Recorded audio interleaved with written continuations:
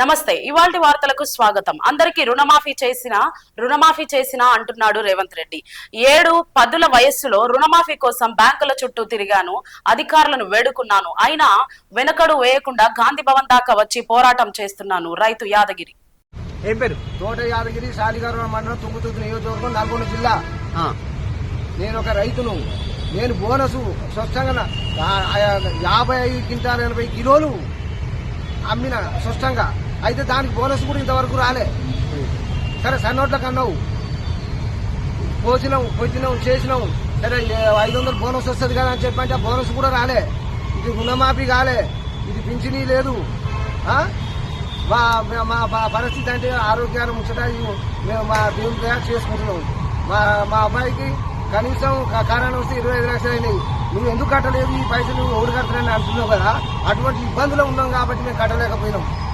మాకు 3 పిల్లలు, అమ్మాయి. కాబట్టి ఎటు చేసి నాకు 2 లక్షల రుణమాఫీ చేస్తే చాలా సంతోషమైన విషయం.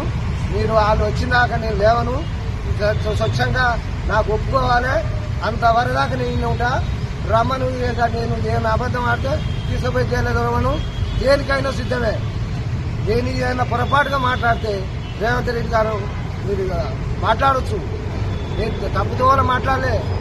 రుణమాఫీ అండి. ఇప్పుడు బోనస్ అనే ఆలోచన మీకు అందరికీ తెలుసు.